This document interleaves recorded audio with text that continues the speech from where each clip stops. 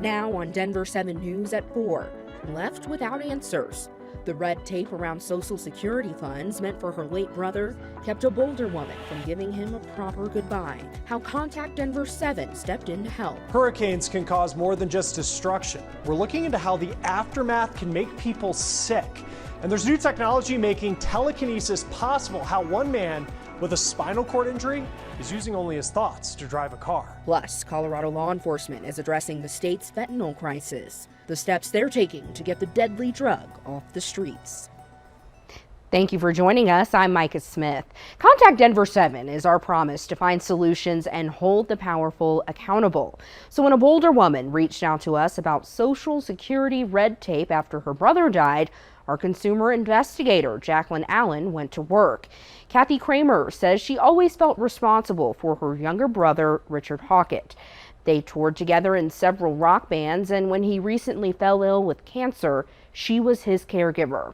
When he died in April, he left $7,000 of his Social Security money in a Direct Express account to be used for his funeral expenses.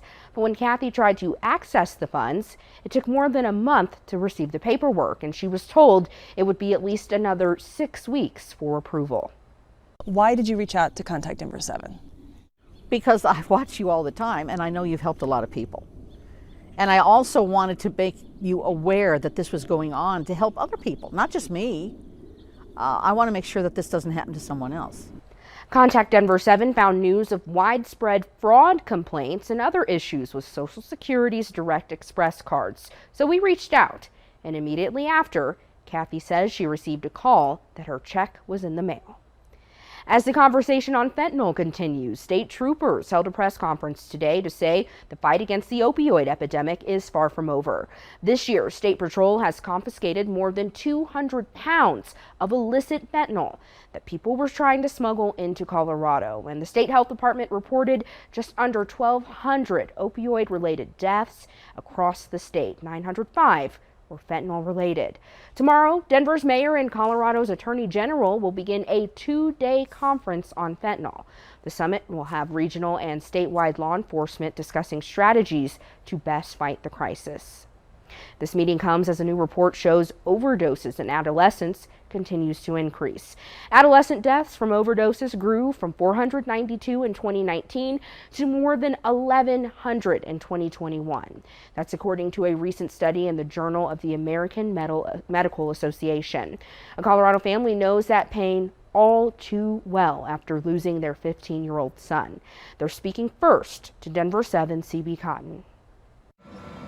Screen printing for t-shirts and candles have always been a creative outlet for this family, but they never thought heartbreak would one day fuel their handiwork. He's a baby, and our family is pretty close, so, it's just devastating. These t-shirts and candles are in memory of Josiah Velasquez.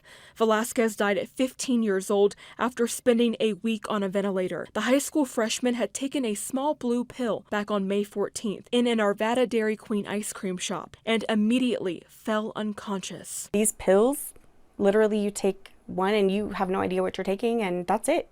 You don't get a second chance. Josiah's pill was laced with fentanyl, according to his cousin Kelly and his brother Gabriel. He definitely had a whole life ahead of him. Gabriel says his brother, who loved family time and music, never used drugs. He believes bullying and peer pressure led to the situation. I feel like he tried doing this to fit in, and that's one thing I want to get across to other people is don't feel that you have to try something just to fit in, because at the end of the day, you are who you are. And he was a very good person. Now his family is hoping for accountability and answers. They say surveillance video of the incident showed Velasquez laying in the Dairy Queen for at least 5 minutes before help arrived. He was just laying there without any assistance for so long, and could he have been saved? Sadly, they'll never know, but they do know they can raise awareness. These shirts and candles all share a message about Josiah's story or the dangers of fentanyl-laced drugs. I love him, and I know he's watching over us right now. Anyone with information about Josiah Velasquez's death is asked to contact Arvada Police. The family is selling those shirts and candles to raise money for funeral expenses. They've also set up a GoFundMe, and we have that linked on thedenverchannel.com. In the newsroom, I'm CB Cotton, Denver 7. All right, thank you for that story, CB. Teens are turning to technology when it comes to purchasing drugs. As Denver 7 has shown you in the past, one way teens have been able to get drugs undetected is by using emojis and text messages with dealers. Each emoji and emoji combination represents a drug the teen is trying to purchase. This has led to the DEA releasing a new guide to help parents decode their child's emoji messages. You can find this guide right now on the DEA website as a part of its One Pill Can Kill campaign. Damage and deaths continue to come in from Hurricane Agatha in Mexico. This is the first storm of the Pacific season to make landfall. More than 10 are confirmed dead. There are still others missing in southern Mexico. Overflowing rivers and landslides were the primary causes of death. Now, Agatha is the strongest storm to make landfall this early in the Pacific season as a Category 2. There is a chance that its remnants could redevelop, and if it becomes strong enough, it could turn into the first named storm of the Atlantic season, Alex. Now, with both hurricane seasons underway, we're looking into how the storms and their aftermath can make people sick. A recent study found an 11% increase in emergency room visits for things like vomiting, diarrhea, and abdominal pain in the days and weeks after 2 hurricanes in North Carolina.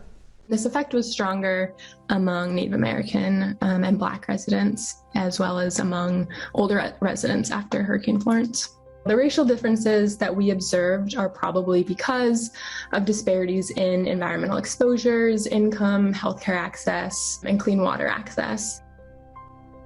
Researchers speculate that history is one reason for the disparity. Black residents of North Carolina were often pushed into flood-prone areas and as a result may be at a higher risk of illness after storms. It's particularly concerning as storms become more common and more powerful. With climate change, we're seeing more frequent hurricanes and more intense hurricanes and more frequent heavy precipitation events. Over the last 40 years, the world has seen an increase in storms that are Category 3 or stronger, according to a UN report. It falls on communities to be proactive in their efforts to protect people from the impact.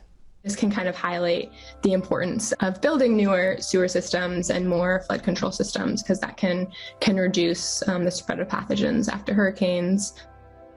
The White House has set aside almost $5 billion in funding for extreme weather preparation. Officials said that they plan to use the money to help build out infrastructure in disadvantaged communities. Now, internet has become a part of our everyday lives, but imagine not having it. And the test, it would just load and load and load. Like, I hated seeing that circle. It was in my nightmares. How a long shot request for help got rid of that never-ending cycle.